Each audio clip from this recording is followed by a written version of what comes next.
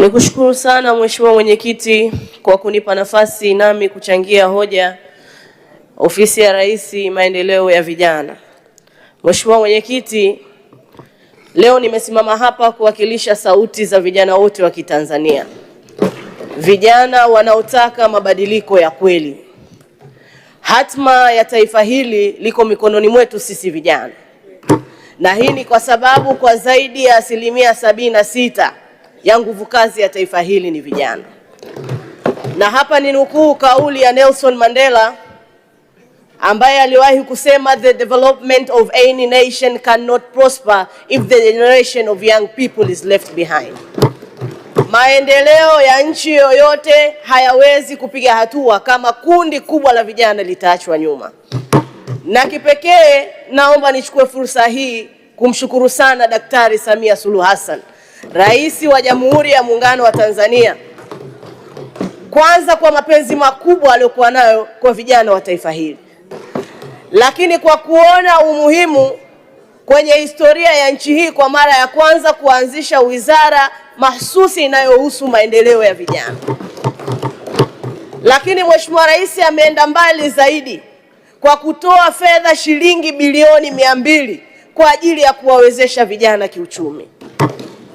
Mheshimiwa Rais, tunakushukuru sana. Kwa niaba ya vijana wenzangu tunataka kukuhakikishia kwamba sisi vijana hatutakuangusha Mheshimiwa Rais, na tunatambua kwamba tuna wajibu wa kuhakikisha tunailinda amani na utulivu wa taifa letu ili nchi yetu iweze kupiga hatua. Lakini tunaamini kama ambavyo nchi yetu imerithishwa hivi leo ikiwa kwenye mikono salama, sisi vijana tuna wajibu wa kuhakikisha tunaendeleza amani na utulivu wa taifa hili ili nchi hii iendelee kubaki kuwa salama.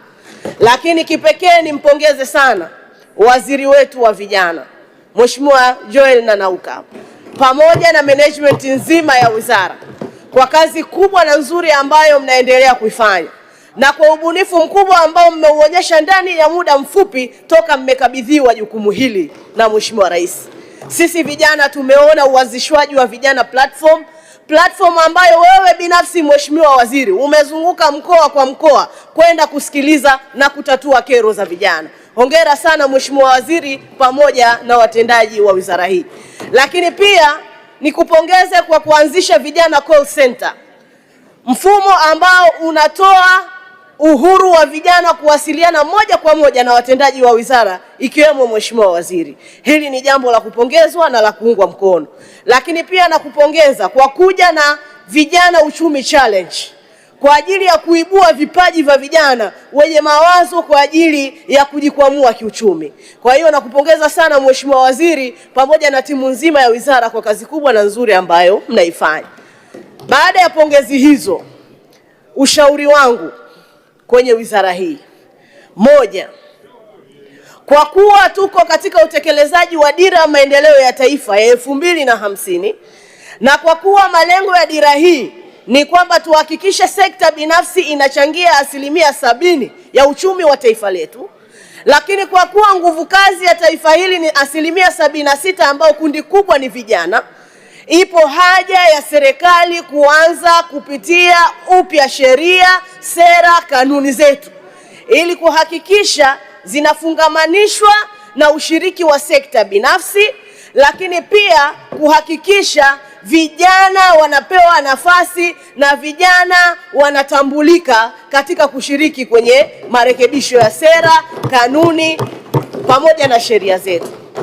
Kwa mfano, leo tuna sheria ya public private partnership ya mwaka 2023.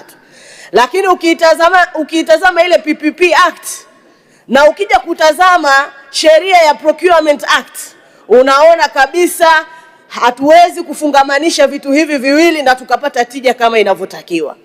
Kwa mfano, ukiangalia PPP Act inatoa fursa kwa mwekezaji mwenye wazo la kuendeleza miradi kupata hiyo fursa ya kuweza kuendeleza miradi. Lakini ukija kwenye Procurement Act inataka utaratibu na mlolongo mzima wa serikali uweze kufuatwa ili mtu aweze kupatikana wa kufanya shughuli mbalimbali. Sasa unakuta Procurement Act mchakato unaweza kuchukua zaidi ya siku 90, lakini mbaya zaidi waombaji wanakuwa wengi, pengine hata yule ambaye alikuja na lile wazo asibahatike kuweza kushiriki kufanya lile wazo. Kwa hiyo kuna haja ya sheria zetu kufanywa mapitio, na sheria ambazo zimekaa kwa zaidi ya miaka 10 zifanywe maboresho ili ziendane na masuala ya public private partnership pamoja na ushirikishwaji wa vijana. Kwa hiyo hili ni jambo kubwa na jambo muhimu sana. Lakini eneo la pili, Mheshimiwa Waziri, sasa hivi tuna wizara hii, lakini tunahitaji instruments za kuweza kuisimamia wizara hii. Leo hii maafisa vijana wako chini ya halmashauri, chini ya afisa maendeleo ya jamii. Ipo haja ya maafisa vijana kwenye halmashauri waripoti moja kwa moja wizara ya vijana ili waweze kuwa na dhana ya uwajibikaji. Tumeona mabadiliko haya yamefanyika kwenye wizara mbalimbali. Wakati halmashauri kipindi cha nyuma maafisa hawa mainjinia wa maji walikuwa chini ya halmashauri, lakini sasa hivi hawa wakurugenzi maafisa wa idara ya maji wanaripoti moja kwa moja wizara ya maji na wanajibishwa na wizara. Mheshimiwa Waziri, kama hawa maafisa wa vijana hawatakuwa chini ya wizara yako, ni ngumu sana kuwawajibisha kwa sababu watakuwa chini ya halmashauri. Lakini tuna maafisa vijana ambao ni wazee, uwezo wao wa kufanya kazi ni mdogo, uwezo wao wa kubuni ni mdogo. Mheshimiwa Waziri, hili jambo la kuwa na watendaji wanaoendana na kasi ya vijana ni muhimu sana kuzingatiwa katika kuwapata hawa watendaji wetu. Lakini pia sasa hivi tuna sera ya maendeleo ya vijana ambayo imekuwa reviewed 2024, lakini pia tuna mkakati wa utekelezaji wa sera hii wa miaka 10, 2024 mpaka 2034, lakini hatuna mpango kazi wa muda mfupi na muda mrefu ambao utatupa majibu, mpango kazi kuhusiana na umuhimu wa kupata masoko ya uhakika kwa vijana, mpango kazi utakaoonyesha mkakati wa kupata elimu ya ujuzi kwa vijana, mpango kazi ambao utakaoonyesha miundombinu uwezeshi kwa ajili ya kukuza ujasiriamali na uwekezaji, mpango kazi ambao utaonyesha ushiriki wa sekta binafsi katika kukuza maendeleo. Kwa hiyo ipo haja ya kuwa na mpango kazi ambao utatupa direction kwa ndani ya miaka hii 10 nini tunaenda kukifanya. Lakini Mheshimiwa Waziri, eneo lingine ni hili la benki ya vijana. Nipongeze kwa kuwa na wazo hili na kuanza kulichakata. Ipo haja ya kuwa na benki ya maendeleo ya vijana. Kama tumeweza kuwa na benki ya maendeleo ya kilimo, tunashindwaje kuwa na benki ya maendeleo ya vijana wakati 76% ya nguvu kazi ya taifa hili ni vijana? Mheshimiwa Waziri, leo tuna program na mifuko 74 ya uwezeshaji wananchi kiuchumi, lakini pengine vijana wanafahamu mifuko miwili tu.